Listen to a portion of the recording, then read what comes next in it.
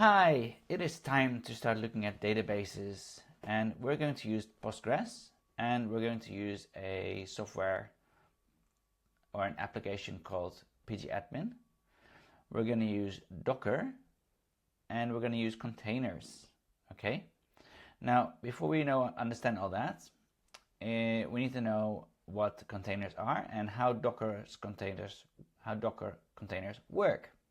So I found this website here on Free Code Camp, and I thought we'll go through it together.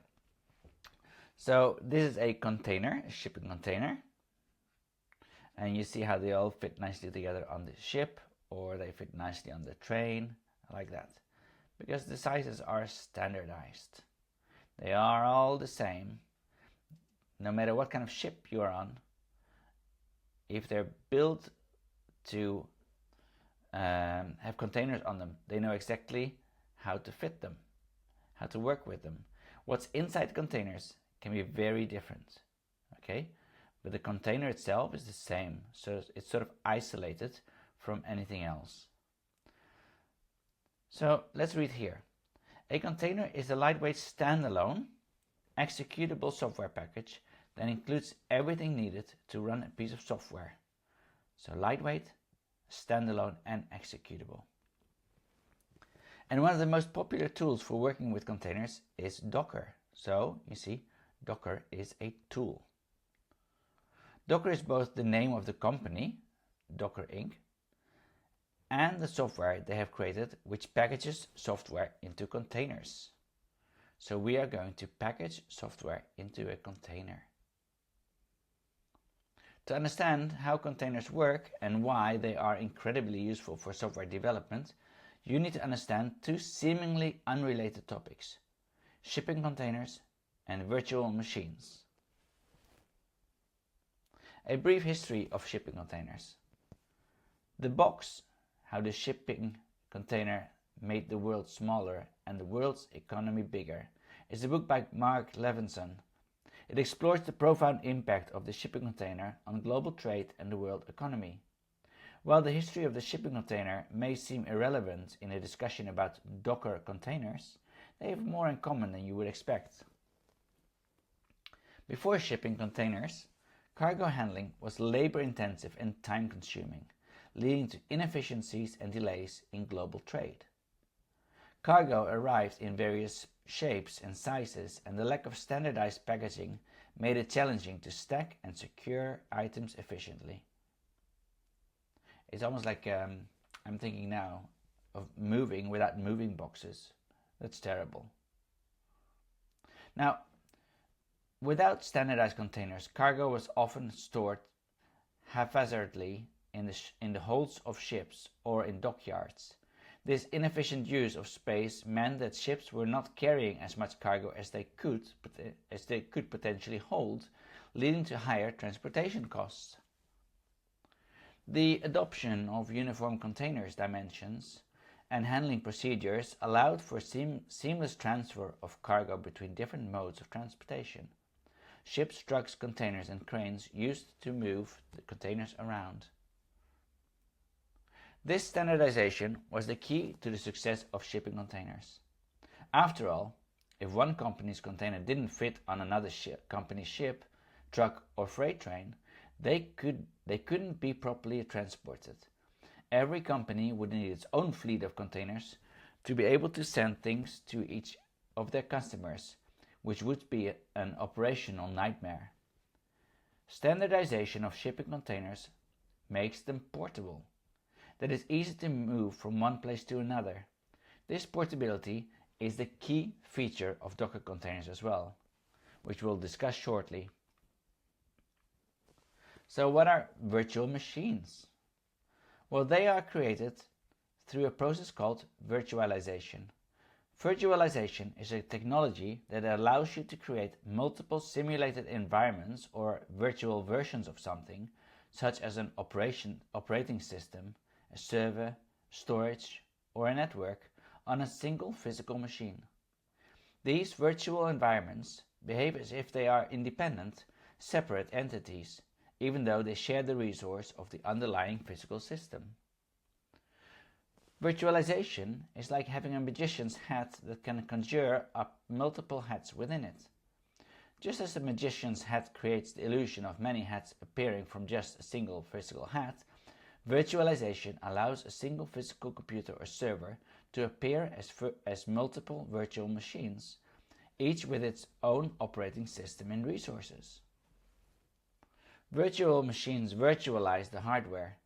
This simply means that a virtual machine takes a single piece of hardware, a server, and creates virtual versions of other servers running their own operating systems. Physically, it is just a single piece of hardware.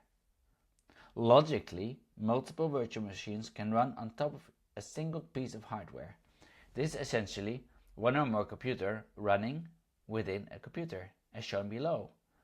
So here's one physical server, and then there are 3 virtual machines running inside of it. So how does this work? Well, let's have a look at this image here. So we have 3 virtual machines, a hypervisor, and a host hardware and operating system. At the base, you have the host hardware and operating system. This is the physical machine that is used to create the virtual machines. And on top of this, you have the hypervisor. This allows multiple virtual machines, each with their own operating systems, to run on a single physical server.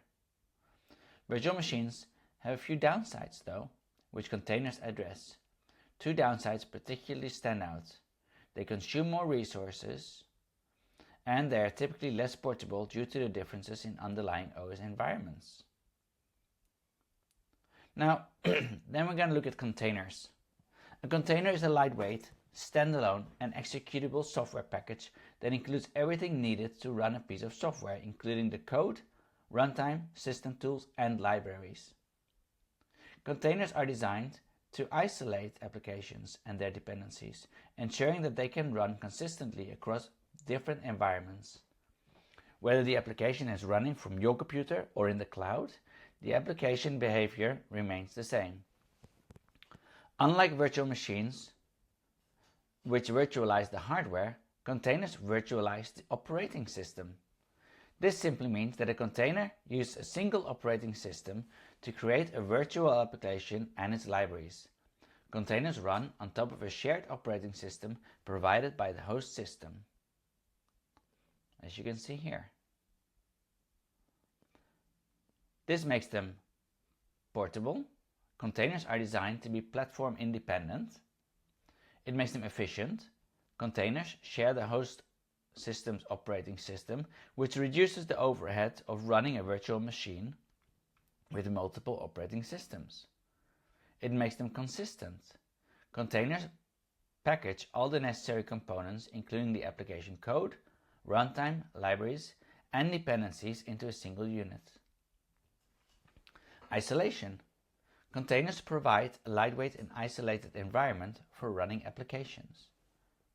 And the vast deployment. Containers can be created and started quickly, often in a matter of seconds. Then what about Docker? Now that we have covered virtual machines and containers, what exactly is Docker? Well, Docker is simply a tool for creating and managing containers. At its core, Docker has 2 concepts.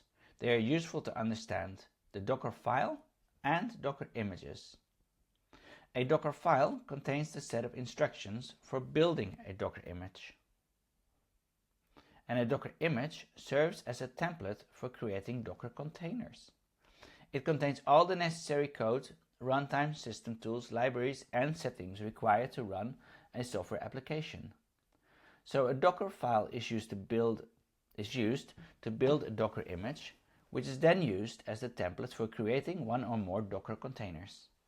This is illustrated here.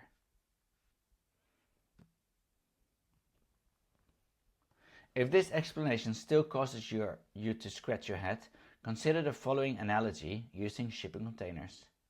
Imagine you need to build multiple shipping containers to transport items all over the world. You start with a document listing out the requirements for your shipping container. This will contain information like the container dimensions, type of seals, door locking mechanisms, ventilation and refrigeration requirements.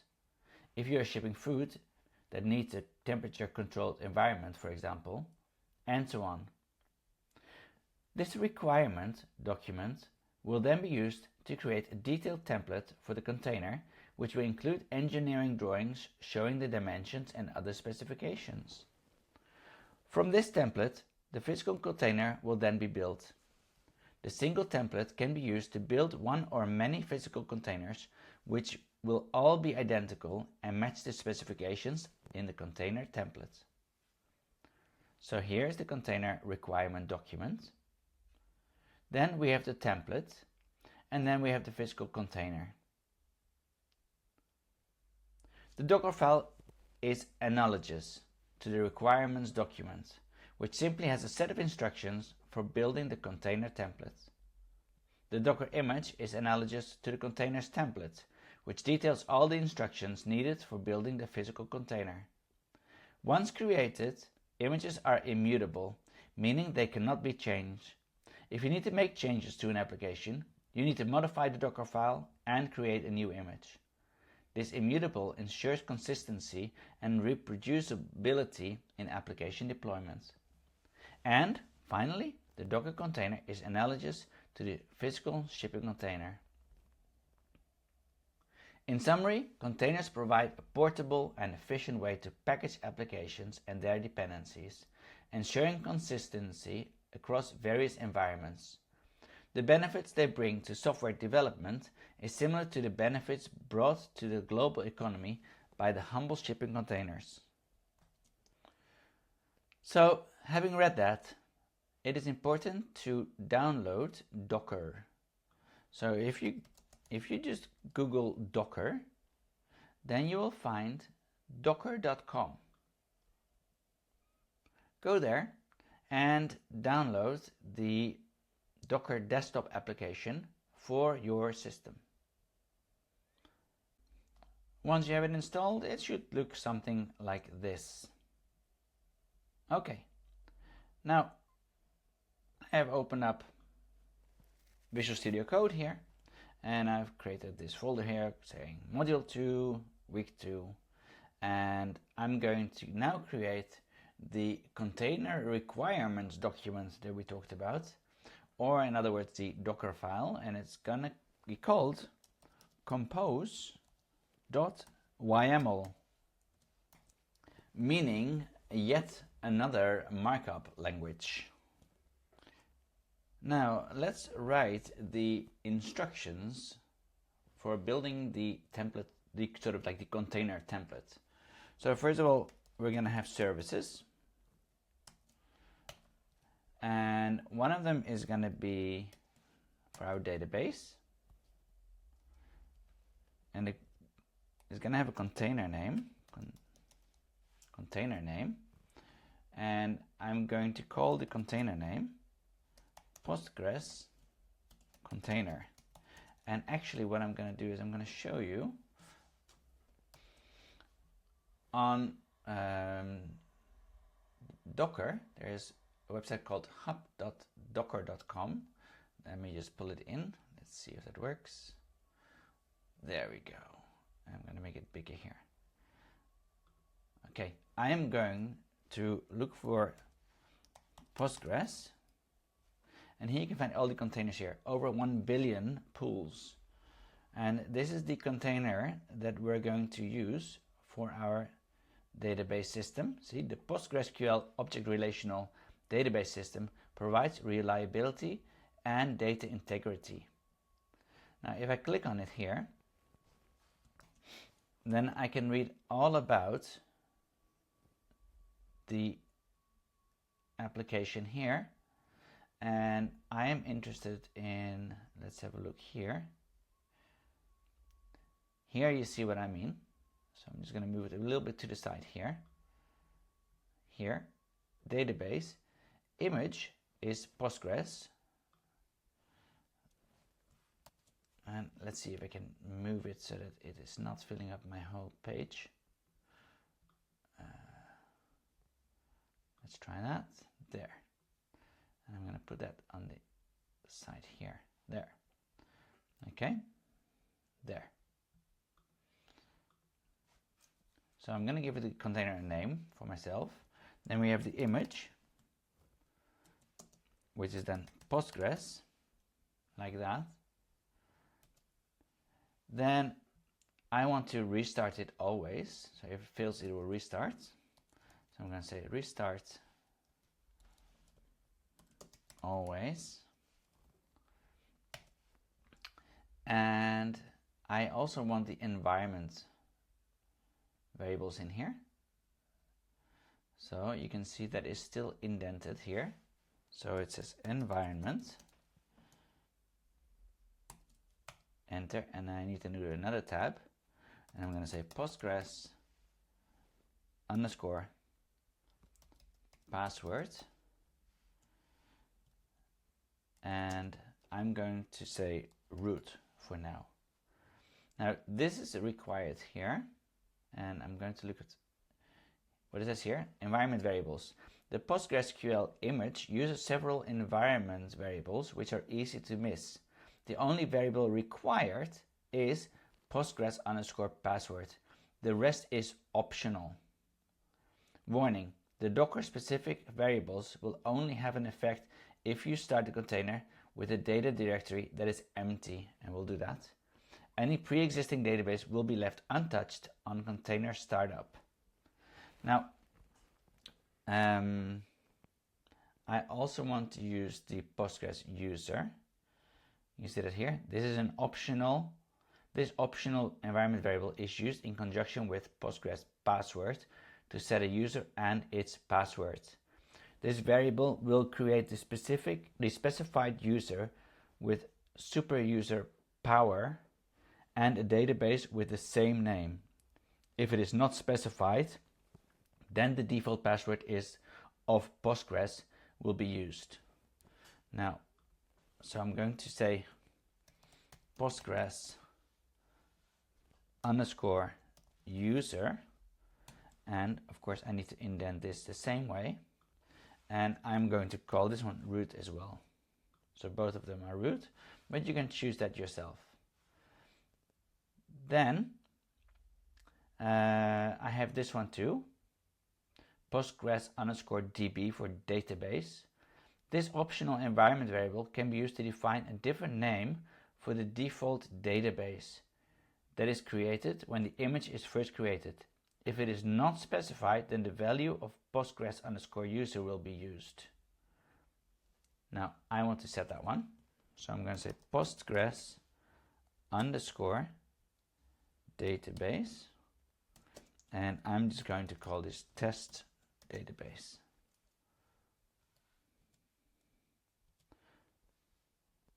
Now let's see. I need a port.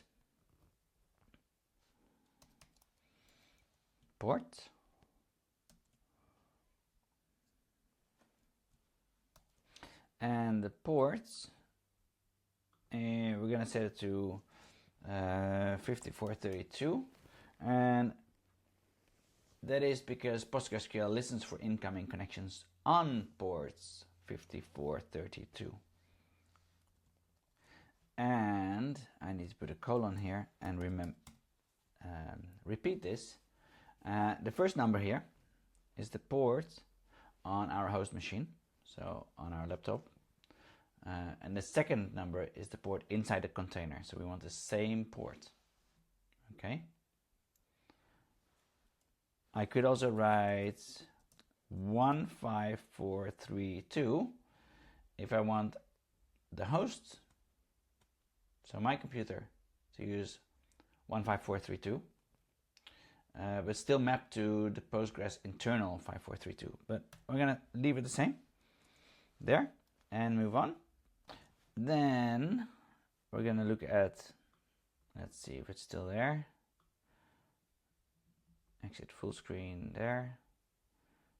No, not that one. No, not that one. And here we want to click on the next service, and I want pgAdmin there. pgAdmin, and let's do the pool count. Over 100 million pools. So we're good with this one here.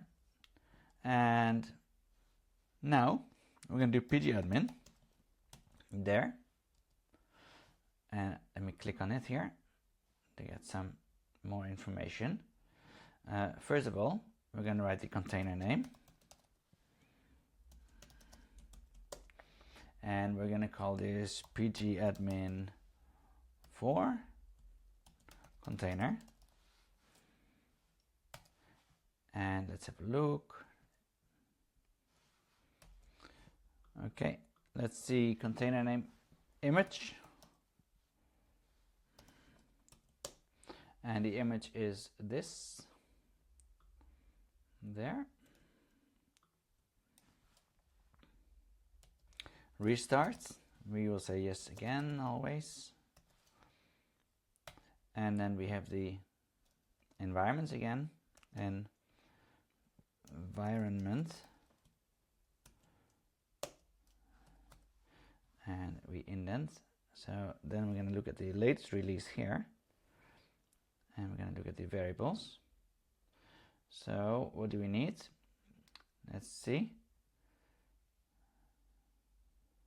We have a password. We have an email.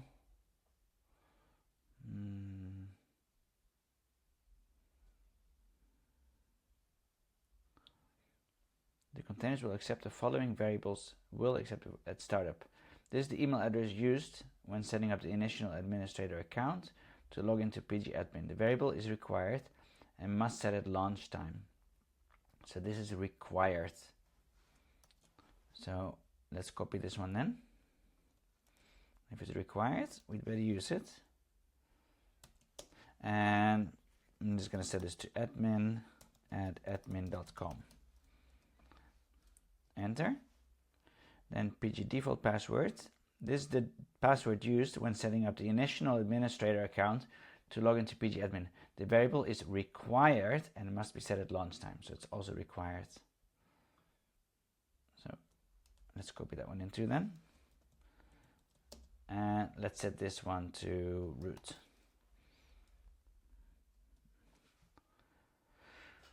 Let's see.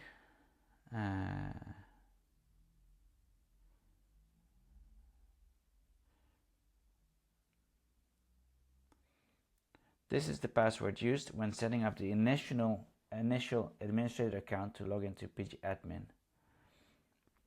The value should be set to Docker secret in order to set the password. This variable is supported in Docker Swarm environment or while creating container with Docker Compose.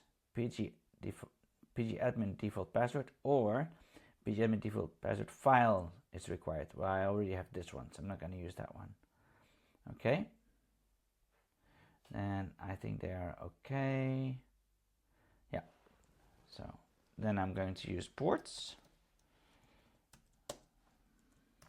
Now pgAdmin listens to port 80 by default, and we want the host port to be 8080. So we're going to say 8080 like that. If you're unsure of these ports, then feel free to Google them. Okay, now that we have the Docker file ready, let's fire up the terminal and we can write Docker compose and up. And let's see here. It says services pgAdmin ports must be a list. The ports here. Okay. And actually I want to change the name. No, that's fine. Let's see. Yes, this should be Postgres. There was not the right name there. And this must be a list. There, and I want the quotes as well. Enter. Let's hope that is correct now. Docker compose up.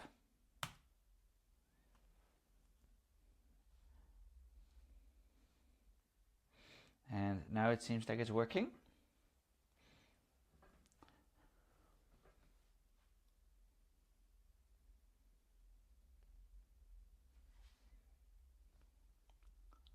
And what we can do, we can see them in here now too. We see the Postgres container, that's the name we set, and the pgAdmin4 container, these two. Okay, so we're gonna go to, if I want to go to pgAdmin4, I'm going to localhost 8080. So let's do that.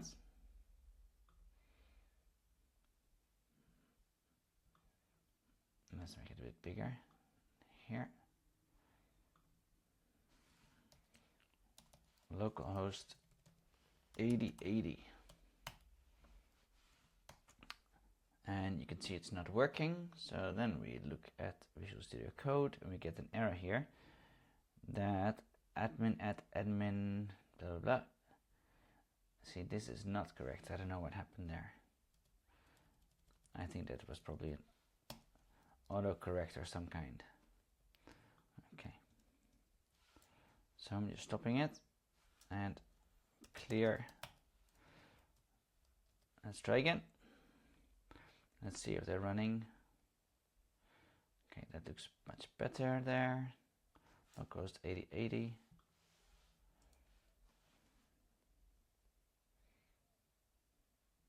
There we go. Okay, so what did we set here as email? That was admin. No. Here, admin @admin.com, and the password was also, no, that was root, I think. Let's see, pgAdmin admin@admin.com, and the password was root.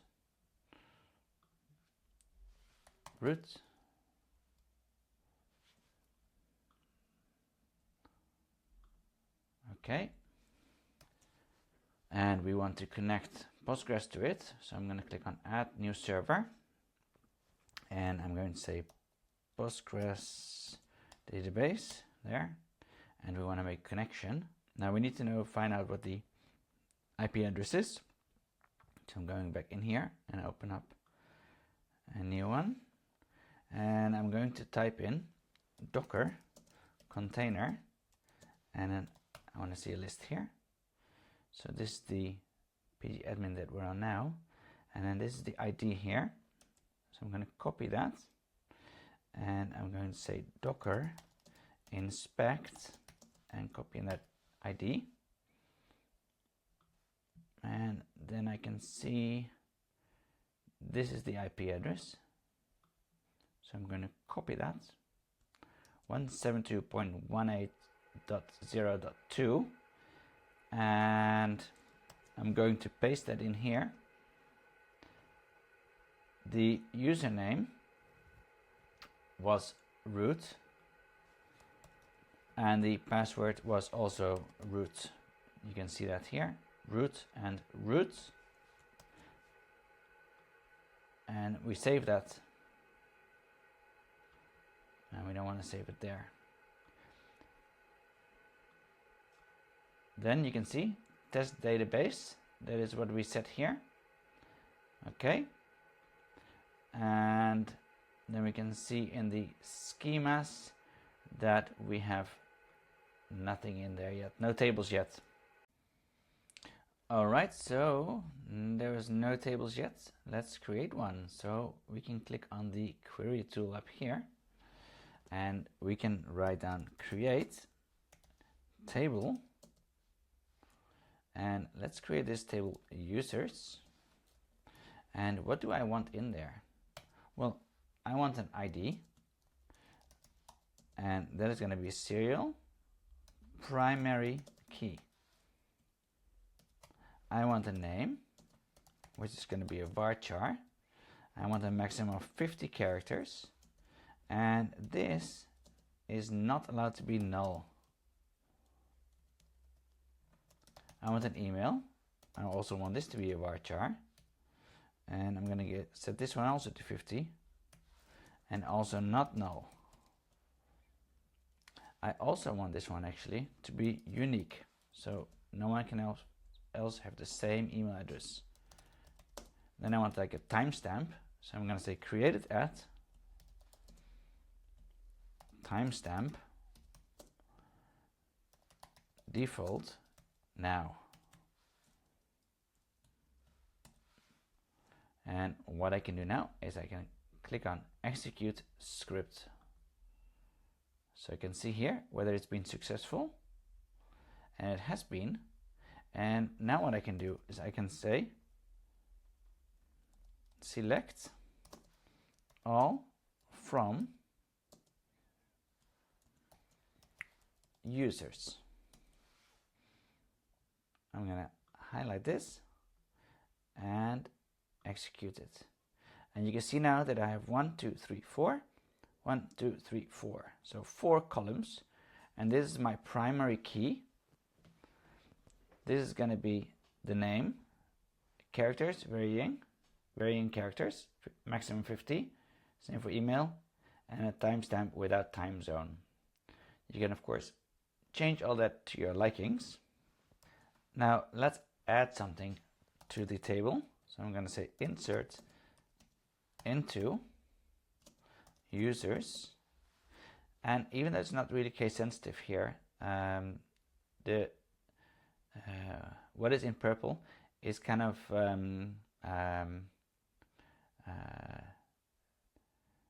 the language you use to create these, to create your queries, and the ones that are smaller are the ones that I add to the queries.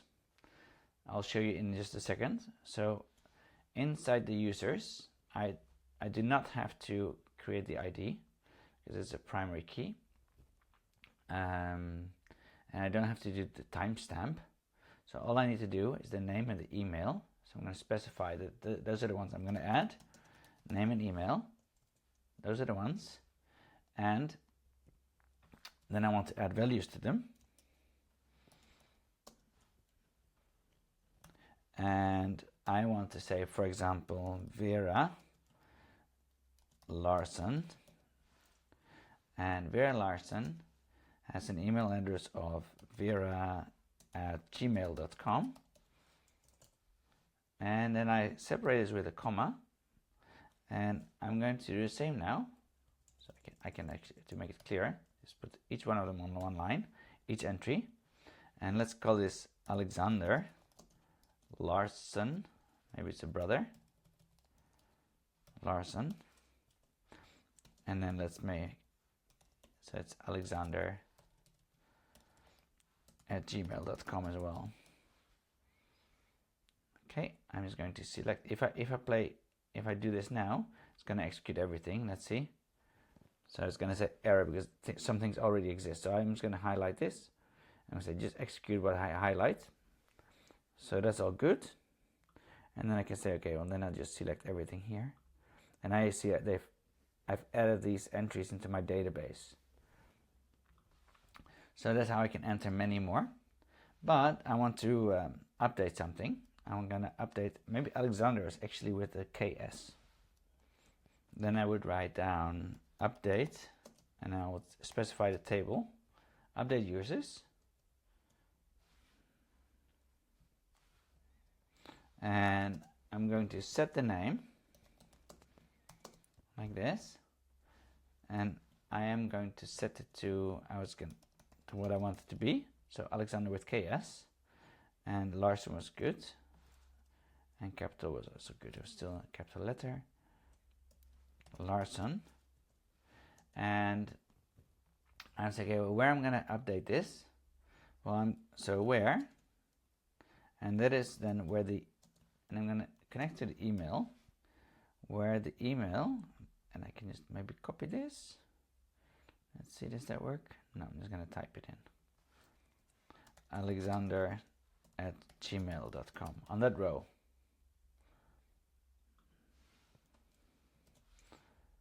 And I'm going to select this and execute.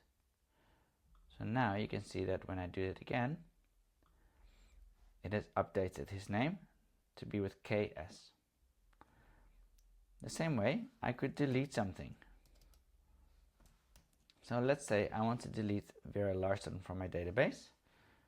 So I can say delete from, and again I need to specify the table, where, and then I can just say where the ID equals 1.